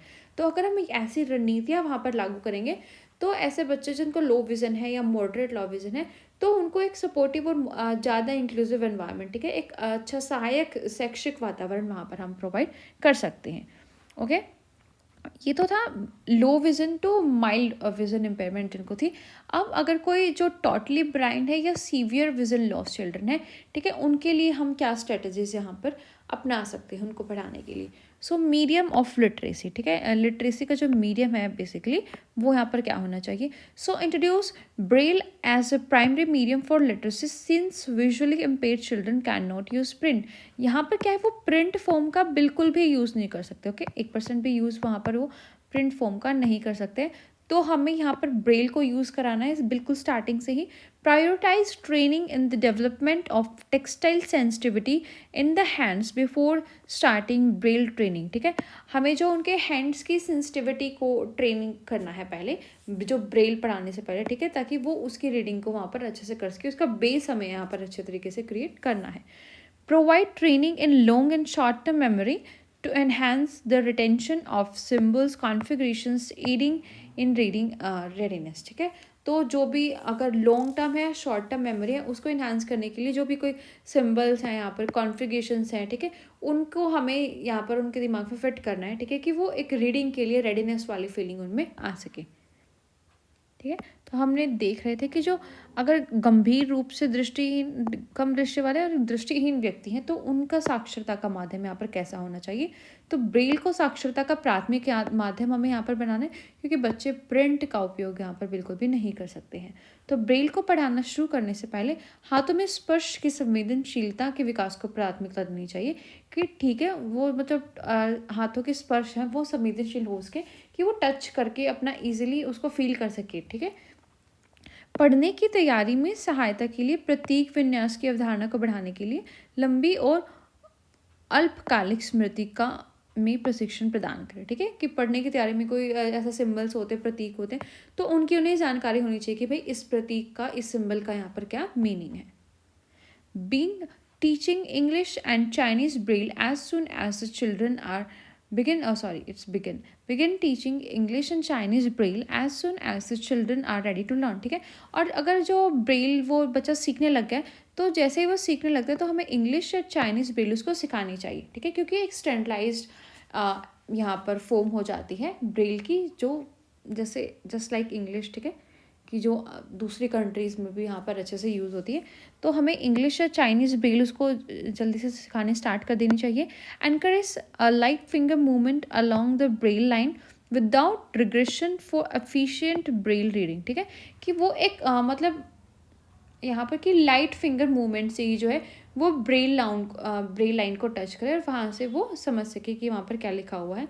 Emphasise concentration and comprehension in speed reading, discouraging scrubbing movement, lip movement and sub vocalization. ठीक है, कि अगर वो scrub कर रहा है या उसके लिप मूवमेंट के कोई वो है तो उसको थोड़ा ठीक करना है हमें, कि वो एक स्मूथ जो है ब्रेल अपनी भाषा है उसको अच्छे से वो सीख सके.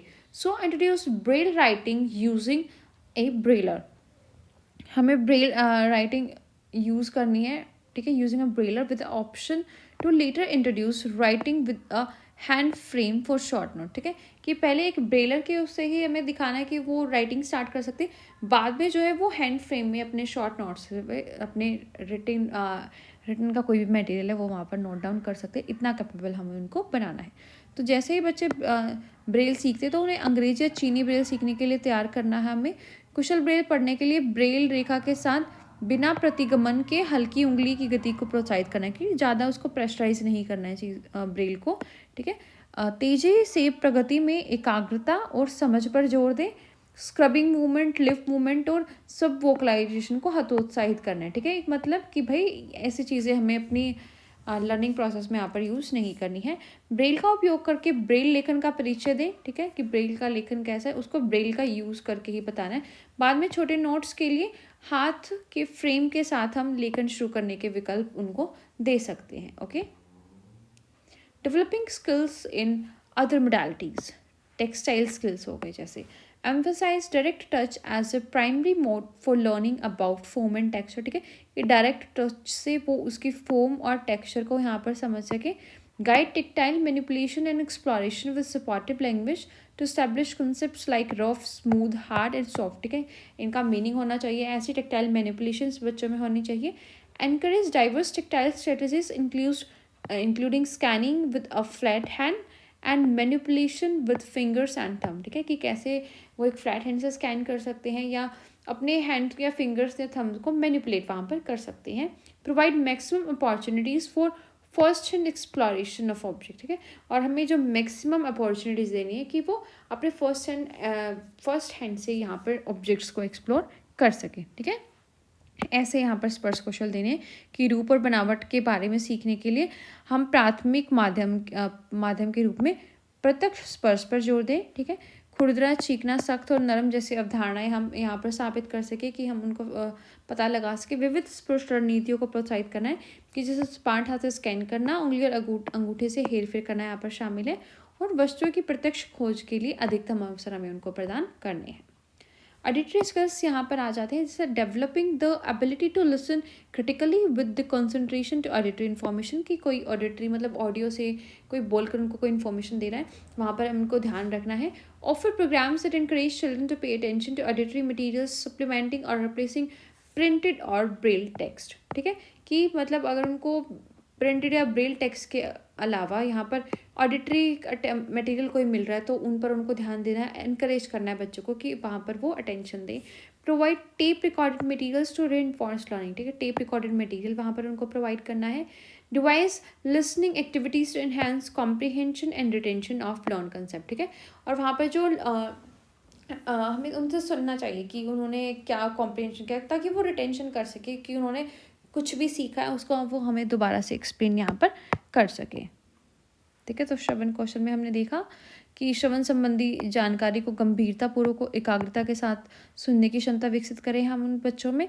इसके साथ साथ ऐसे कार्यक्रम पेश करें जो बच्चों की श्रवण सामग्री पर ध्यान देने, मुद्रित या ब्रेल पाठकों को पूर्ण करने या बदलने को प्रोत्साहित करें। ठीक है, कि इनके अलावा भी हम श्रवण सामग्री का यूज़ करके यहाँ पर अच्छे से सीख सकते हैं। सीखने को सुदृढ़ करने के लिए टेप रिकॉर्ड द्वारा दी गई सामग्री हमें यहाँ पर यूज़ करनी सिखाने हैं बच्चों को, और सीखी गई अवधारणाओं की समझ को धारण को बढ़ाने के लिए सुनने की गतिविधियाँ तैयार करें। ठीक है, कि उनसे हम कुछ सुन लें या जो उनकी जो सुनने की खुद की गतिविधि है उसको हम यहाँ पर तैयार कर दें। Okay,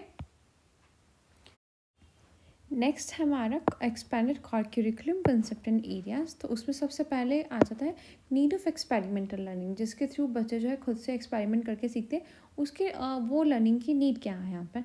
so early developmental challenges यहाँ पर क्या आते हैं बच्चों में। Society influence visually organize a world categorizing objects and exploring their environment. Vision impairment can limit a child's ability to independently interact with objects and require intervention for experimental learning। तो ये visually जो empire बच्चे हैं तो वहाँ पर क्या है कि वो खुद से एक इतना इंडिपेंडेंटली इंटरेक्ट नहीं कर सकते ऑब्जेक्ट को, और वहाँ पर उनको इंटरवेंशन उसमें चाहिए होती है अपनी एक्सपेरिमेंटल लर्निंग के लिए। Dependency on others. So student with vision impairments often rely on parents, teachers and peers to facilitate interactions with objects beyond their reach. ठीक है, this dependency shapes their learning experiences. तो यहाँ पर वो अपने parents पे, टीचर्स पे या अपने जो साथी हैं उन पर यहाँ पर वो डिपेंड करते हैं कि वो एक जो है उनका इंटरेक्शन है ऑब्जेक्ट को जो उनकी रीच से बाहर है उनके साथ करा सके। तो जो विस्तारित मूल्य पाठ्यचर्चा अवधारणा और क्षेत्र है उसमें हमने सबसे पहले देखा कि अनुभवात्मक शिक्षा की आवश्यकता यहाँ पर क्या है। तो सबसे पहले है प्रारंभिक विकासात्मक चुनौतियाँ, कि भाई जो बच्चे देख नहीं सकते, दृष्टिहानि वाले बच्चे हैं, उनको वस्तुओं के साथ स्वतंत्र रूप से बातचीत करने की क्षमता सीमित कर देती है, कि अच्छे से वो इंटरेक्ट नहीं कर पाते हैं और अनुभवात्मक सीखने के लिए हस्तक्षेप की आवश्यकता उनको होती है। दूसरा क्या होता है, उनकी दूसरों पर निर्भरता यहाँ पर ज़्यादा हो जाती है। जो दृष्टिबाधित छात्र हैं अक्सर अपनी पहुंच से परे वस्तुओं के साथ बातचीत की सुविधा के लिए माता पिता, शिक्षकों और साथियों पर भरोसा करते हैं। ठीक है, कि वो उन पर डिपेंड करते हैं, निर्भर होते हैं। यह निर्भरता उनके सीखने के अनुभवों को एक आकार यहाँ पर देती है। आता है हमारा डेवलपमेंट ऑफ अल्टरनेटिव स्किल्स। जैसे करिकुलम में कोई चेंजेस अगर हमें करने हैं, ठीक है, विजुअली एम्पायरमेंट वाले बच्चों के लिए, तो वो हम यहाँ पर कर सके। कोई एडेप्टेशंस अकोमोडेशंस करनी, ठीक है, कि जो ब्रेल रीडिंग है उसमें ऑप्टिकल डिवाइसेस है, ऑडिटरी लर्निंग, कुछ भी ऐसे जो अल्टरनेटिव स्किल्स हैं यहाँ पर उनमें कोई अडेप्टेशंस करनी है या चेंजेस करने हैं वो हम यहाँ पर कर सके। ठीक है, ताकि उनको जो है एक अच्छी लर्निंग प्रोसेस यहाँ पर हम दे सके, एक इंक्लूसिव लर्निंग इन्वायरमेंट उन बच्चों को प्रोवाइड कर सके। ठीक है, इसलिए जो अल्टरनेटिव स्किल्स के उनको डेवलप करने की यहाँ पर नीड होती है, कि जो वैकल्पिक कौशल है उनका विकास यहाँ पर ज़रूरी होता है, ताकि जो पारंपरिक पाठ्यक्रम में उनको चुनौती आ रही थी, ठीक है, उनको यहाँ पर वो ठीक कर सके, उनमें संशोधन की आवश्यकता क्योंकि यहाँ पर होती है। अनुकूलन और समायोजन देखें कि जो वैकल्पिक कौशल है जैसे ब्रेल पढ़ना, ऑप्टिकल उपकरणों का उपयोग, स्टूडेंट सीखना, सामरिक ग्राफिक्स, नेत्रहीन या दृष्टिबाधित छात्रों के लिए सामान्य पाठ्यक्रम तक उनकी पहुँच हमें सक्षम करने, ताकि उनको ईजिली एक्सेस ये सारी चीज़ें हो सकें। And access to incidental information की जो आकस्मिक जानकारी वहाँ तक उनकी पहुँच होनी चाहिए। तो पहले हम जो लर्निंग गैप्स हैं उनको देखेंगे। तो अनलाइक साइटेड पीयर्स वो कैजुअली एब्जॉर्ब इन्फॉर्मेशन, की जो लोग देख सकते हैं वो तो कैजुअली इन्फॉर्मेशन यहाँ पर ले सकते हैं।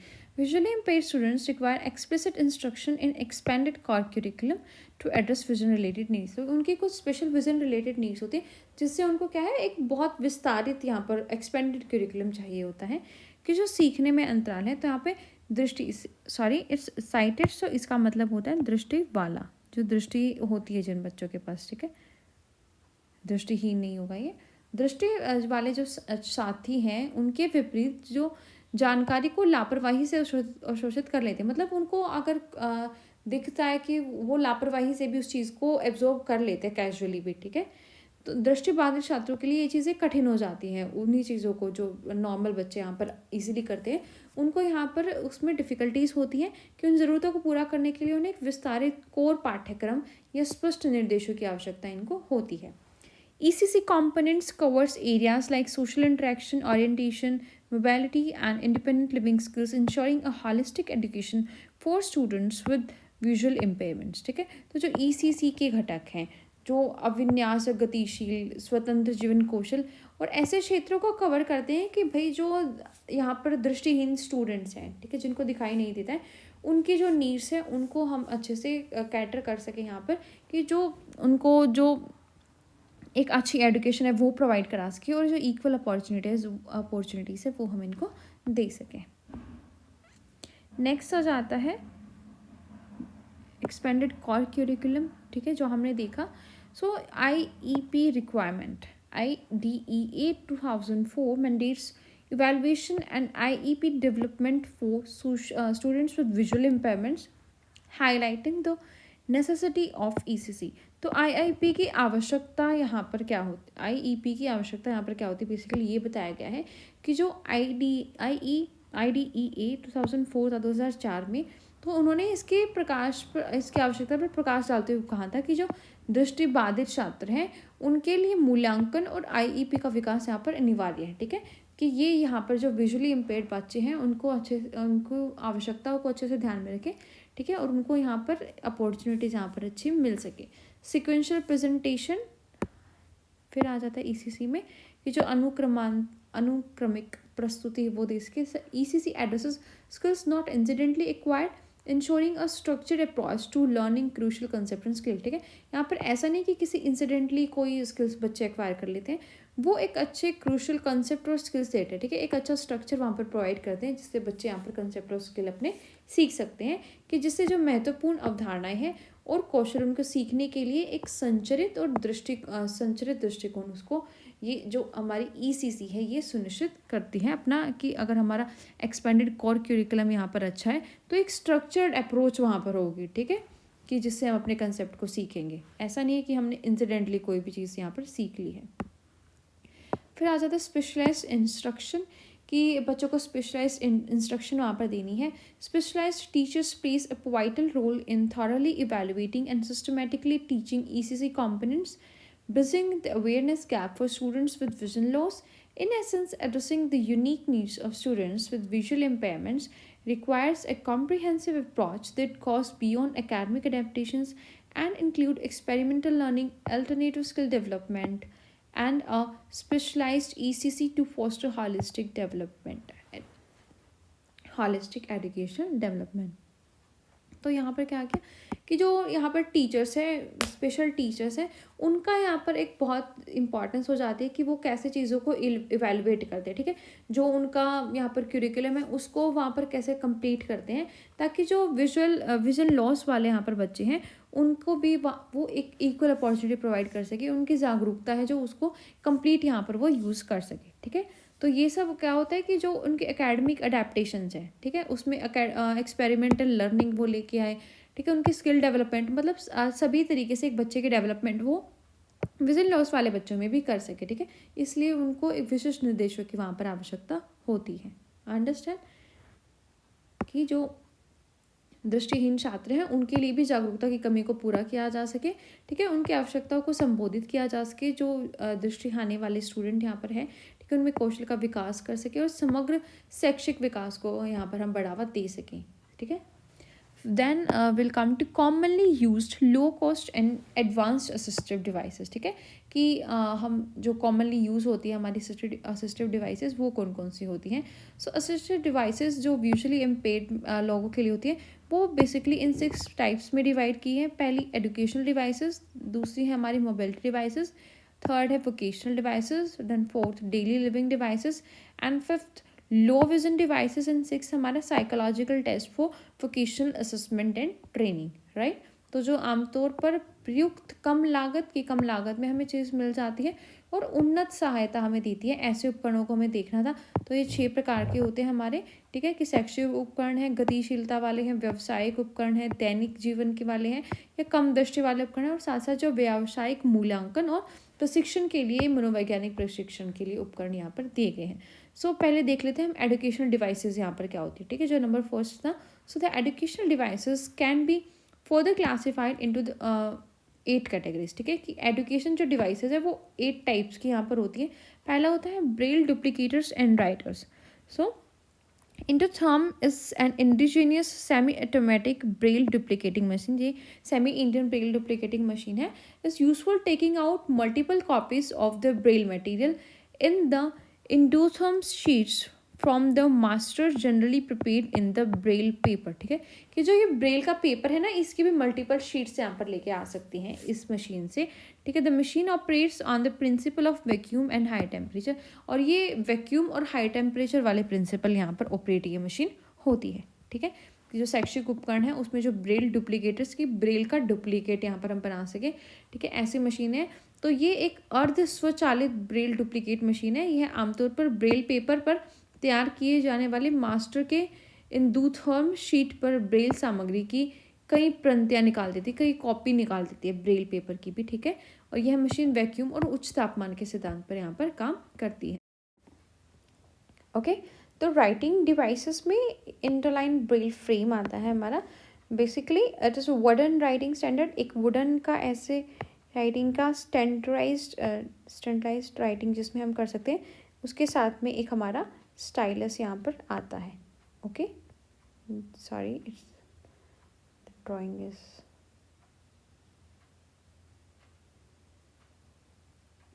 ठीक है. स्टाइलस ऐसे होता है. उसके साथ में एक जैसे बिल्कुल यहाँ पर ऐसी निप होती है पॉइंटेड. और जो ये ब्रेल के कैरेक्टर यहाँ पर ऐसे स्क्वायर्स होते हैं कि इनमें वो अच्छे से यहाँ पर स्टाइलस की हेल्प से यूज़ करके चीज़ें लिख सकता है स्टैंडर्डाइज फॉर्म में एक. ठीक है. तो ऐसे आता है ये.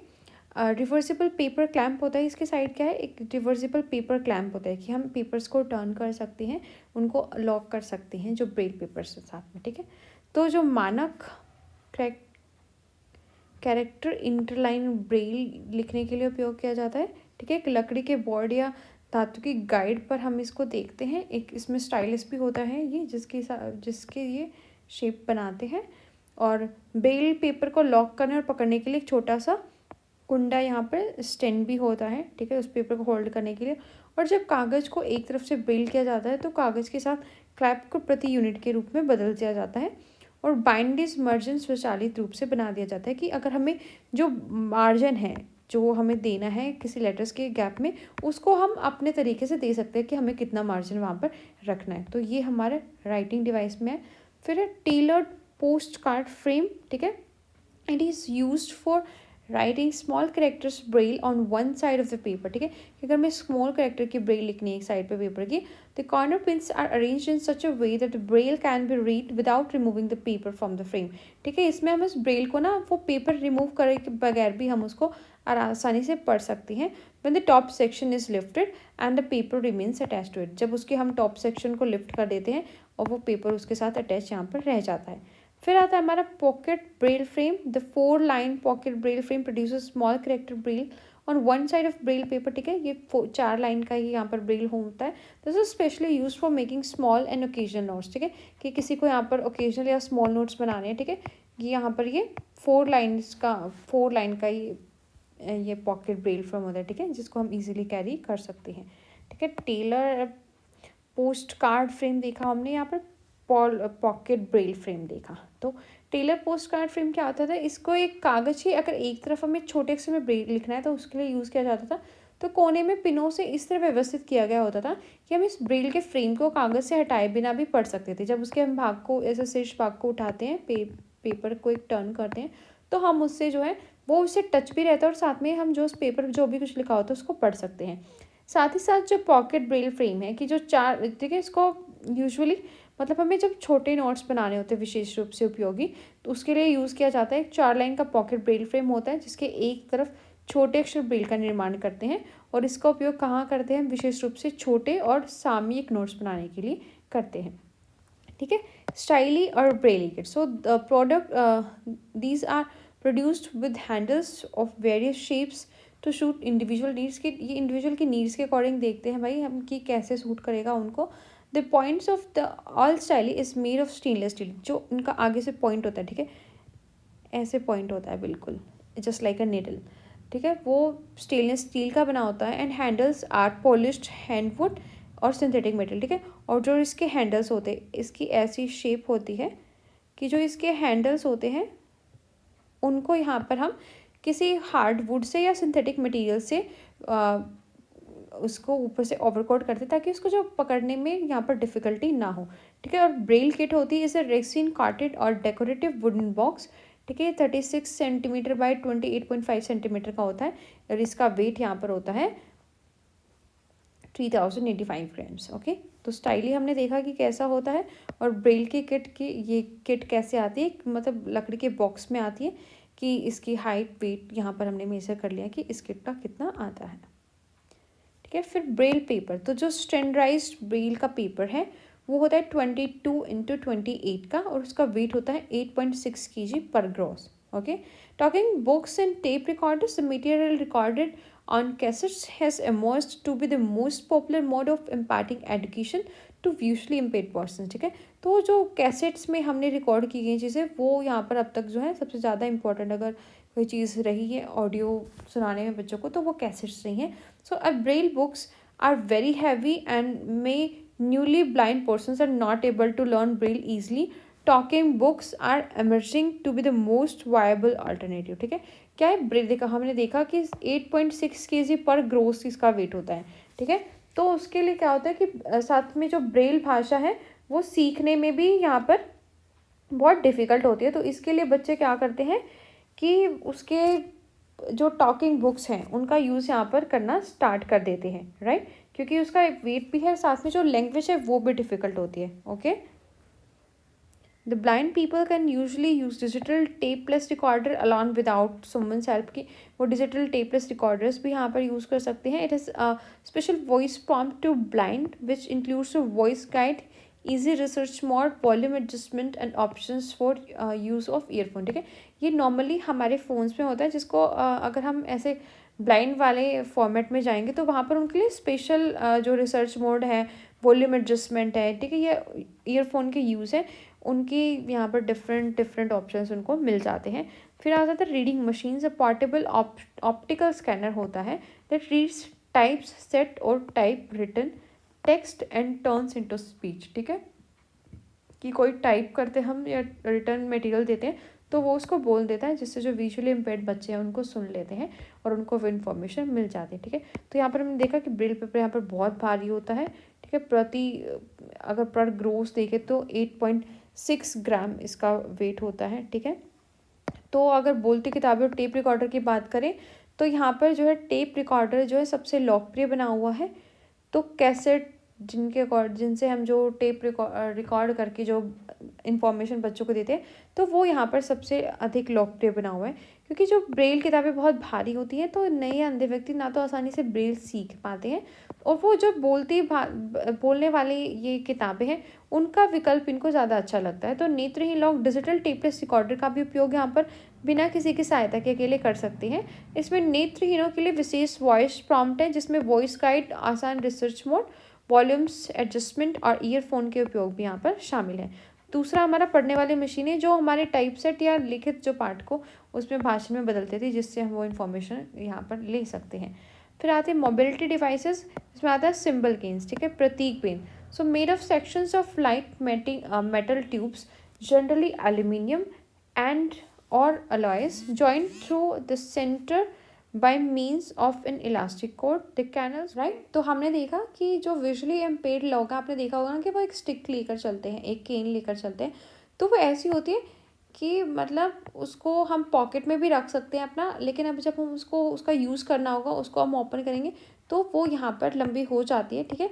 और उसके साथ एक इलास्टिक की यहाँ पर रोड होती है जिसको हम यहाँ पर इलास्टिक की रबर होती है जिसको हम यहाँ पर पकड़ लेते हैं। ओके, एक ऐसी रोड वो बन जाती है प्रॉपर, उसको हम पकड़ लेते हैं। बल्कि यह क्या है, इतने डिफरेंट सेक्शन होते हैं कि जिसमें वो यहाँ पर इतने छोटे भाग में आकर वो हमारी पॉकेट में आसानी से आ सकती है।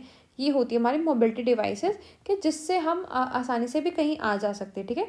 और छड़ी की हेल्प से हम यहाँ पर जो विजन लॉस वाले बच्चे हैं तो ये हम पता लगा सकते हैं कि भाई हमारे सामने क्या है, ठीक है, कि पर्टिकुलरली ये जो बिजी प्लेसेस हैं जहाँ पर वो ये इन चीज़ों का यूज़ करते हैं, जो अपनी सिंबल केन्स हैं, ठीक है, उनका यूज़ वो यहाँ पर करते हैं। Okay, then guide canes, guide canes भी ऐसी ही होती हैं, ये स्ट्रॉन्गर वर्जन होता है बस सिंपल केन का, उससे थोड़ा ज़्यादा स्ट्रॉन्ग होता है and intend to be more of mobility aid but not means for support. ये सपोर्ट नहीं देता है, एक मोबिलिटी एड है, ठीक है। हम ऐसे नहीं कि इसका हम कोई सहारा ले सकते, ये एक मोबिलिटी का एड है कि हम इससे बस अपनी मोबिलिटी है उसको यहाँ पर एक्सेस कर सकते हैं। So the four sections covered with ripped plastic sleeving are joined through the center by means of an elastic cord enclosed in nylon sleeve. It's fitted with an elastic loop handle and a standard nylon tip, ठीक है। तो ये भी क्या होता है, इसके and में बस ऐसे सर्कुलर कुछ फॉर्म होता है और ऐसे स्टिक बन जाती है जिसको हम यहाँ पर हैंडल होता है उसको पकड़ लेते हैं, ठीक है। और ये क्या है, यहाँ पर प्लास्टिक की इसकी स्लीविंग होती है, ओके। फिर आती है लॉन्ग केन्स, ये थोड़ा इसका ही ज़्यादा लंबा कि ये 85 to 9 सेंटीमीटर लंबी होती है, ठीक है। तो गाइन केट और अगर लंबी में देखें तो मतलब इसी का अगर ज़्यादा लंबा वर्जन देखें तो हम ये 85 से 90 सेंटीमीटर का होता है, ये हमारी आ जाती है लॉन्ग केन्स में। फिर आ जाता है इलेक्ट्रॉनिक ट्रेवल डिवाइसेस ईटी। इसमें क्या होता है कि किसी पर्टिकुलर इसमें मेजर होता है कि इतने डिस्टेंस तक ये कवर करता है कि जो एनवायरनमेंट है वहाँ पर कैसा वेदर है, किसी सर्टेन रेंज तक की जो इन्फॉर्मेशन है ये यहाँ पर देता है। वो कैसे देता है, या तो इसके साउंड निकालता है या टच के जो सिग्नल्स हैं उनके थ्रू ये जो है ब्लाइंड पीपल्स को उसकी इन्फॉर्मेशन दे देता है। दूसरा आता है मोबिलिटी शो कार्ड, ठीक है, कि ऐसे कार्ड्स बने होते हैं जो ब्लाइंड पीपल डालते हैं, तो उसमें क्या होता है, लिखा होता है कि वो ब्लाइंड है तो उनसे क्या है वो रोड क्रॉस अच्छे से कर सकते हैं या कोई टैक्सी यहाँ पर ले सकते हैं। थर्ड आता है मिनी बीपर, ठीक है, उससे क्या करना है कि ये बैटरी से ऑपरेट होता है और मतलब इसको ऐसे स्क्वायर शेप में ये जनरली आता है, ये वायर होती है कि इसको हम पकड़ सकते हैं इजीली। तो इसकी एप्लीकेशन होती है कि ये मोबिलिटी तो बताता है, साथ साथ उसको कोई रिक्रिएशन, कोई स्पोर्ट्स के बारे में या कोई ऑब्स्टेकल है उसके लोकेशन के बारे में भी यहाँ पर जो ब्लाइंड पीपल होता है उसको इन्फॉर्म ये कर देता है, ओके। तो इलेक्ट्रॉनिक यात्रा उपकरण जो किसी डिस्टेंस के जो वातावरण की स्थिति है उसके बारे में बताता है। मोबिलिटी शो कार्ड जो यहाँ पर व्यस्त सड़कों को पार करने में, ठीक है, और टैक्सी चलाने में नहीं, सॉरी, टैक्सी लेने में यहाँ पर बोल सकते हैं हम, ठीक है, कि टैक्सी लेनी है तो उनमें मदद करता है। फिर आ जाता है मिनी बीपर, ठीक है, हाथ से पकड़ने वाले इलेक्ट्रॉनिक डिवाइसेस है जो गतिशीलता, मनोरंजन, खेल या बाधा स्थान में जो इसका उपयोग वो कर सकते हैं, ठीक है। तो ये सारी चीज़ें हैं जिनका जो टोटली ब्लाइंड है कोई व्यक्ति तो इन चीज़ों का वो यूज़ कर सकता है अपनी मोबिलिटी को इंक्रीज करने के लिए, okay. So the unit is complete, and if you like our content you can subscribe to our channel for more videos related to BEd special education and special education teacher as well. So see you in the next video. Till then, namaskar.